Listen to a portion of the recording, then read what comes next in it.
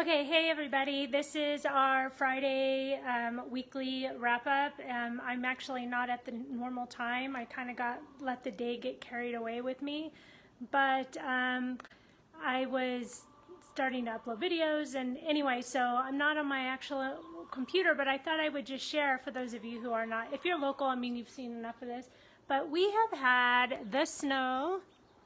There is my chickens trying to figure out what to do. I think she wants to go in the garage and lay an egg.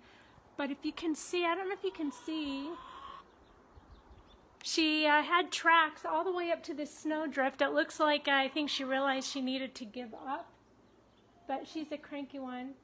She's the one that always, I'm going to have to go out there as soon as I'm done with this and let her try to lay an egg. But here's our, so we had like the blizzard this year. It's normally not like this except for on in Park City or something, but I've never seen it like this down here. It just and so my husband works at an apartment complex, and they have to go and shovel. So he's at maintenance, but when it's snowing, they have to shovel. So a couple days ago, they did 3 rounds. All he did was shovel the entire day, like for 8 hours. I went outside and probably shoveled for 30 minutes, and I gave up or an hour. But it was kind of nice to be outside. But anyway, I wanted to show you too. I decided to start in growing some plants inside. So I have some indoor plants here, but I'm surprised some of them actually started growing quickly, just in a few days. Maybe it's been a week and I'm losing track. But here, this is a little bit of kale. I don't know, they're different things. I have them marked on a piece of paper, so I have these like papers, charts with the stuff. And in here I have, I'm gonna have some carrots in here. So I have them up here, but then I have the lights, and I had to order more lights. I got this from like a Facebook post. I have some cilantro growing, but it's not.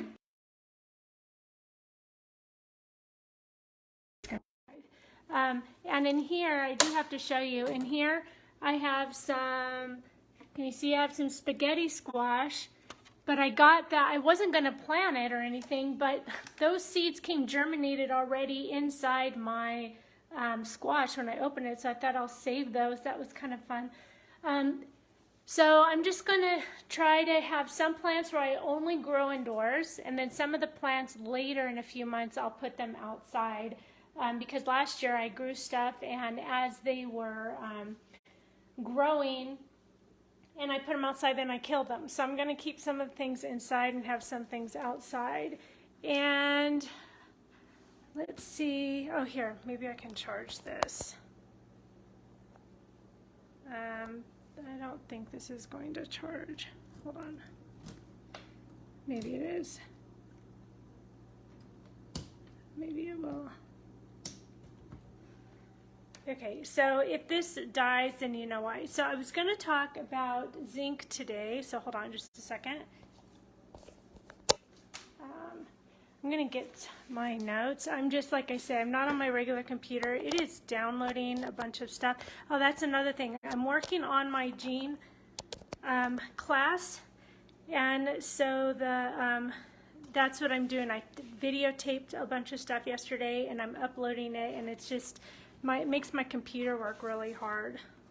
Okay, so as far as zinc, so we were talking about, again, we did the macro minerals. Last Monday we started talking about copper, which is one of the important trace minerals. And zinc balances out with copper.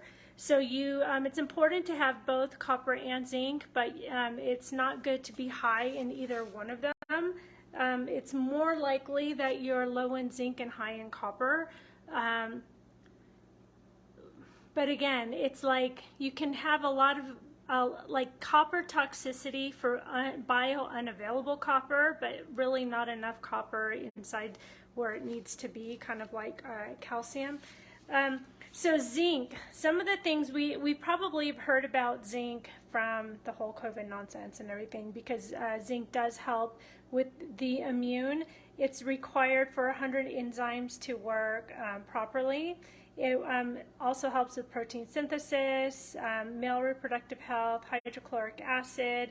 So if if you're low in hydrochloric acid, you might need some zinc. Digestive enzymes, bile production, insulin production and secretion, brain development, really important for brain development, hair, skin, nails, and eye health. In fact, I looked up, there's a area in the eye,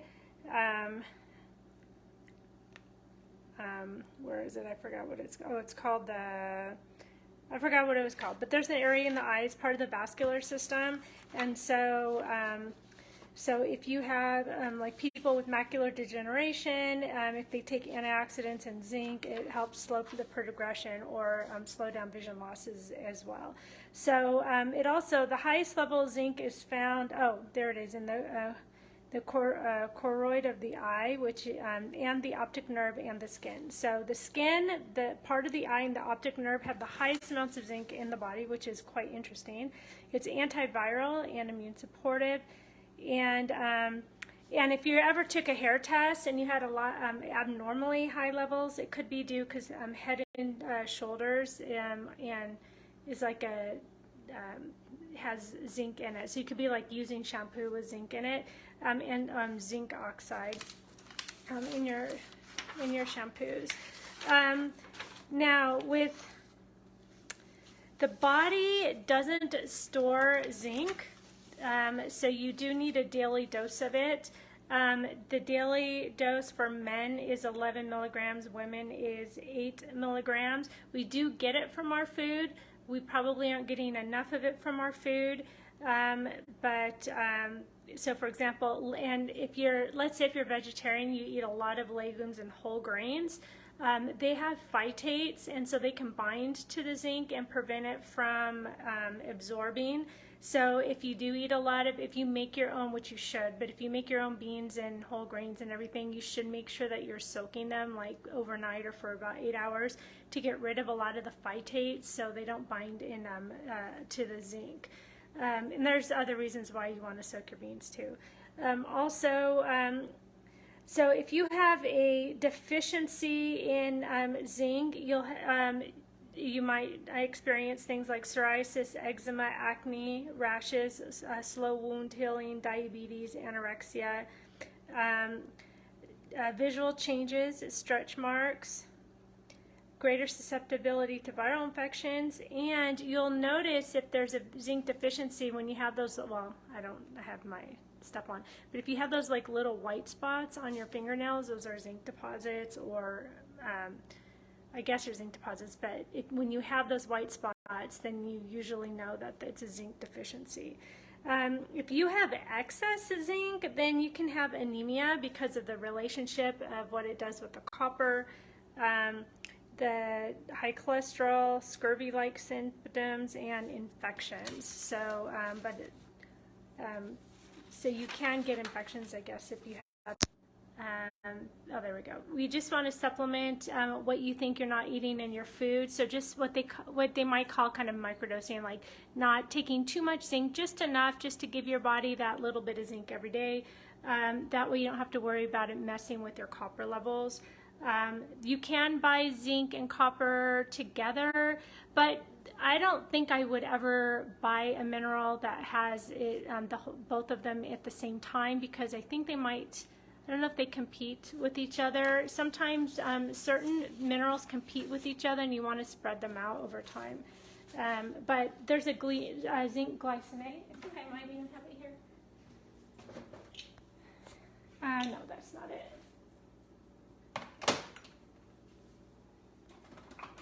Here we go. It is Metagenics right here. That's the zinc that I take, and it is a pretty absorbable form of zinc. All right, so sorry that I have had you on this, like, hopefully you're not too nauseous on this. So I will,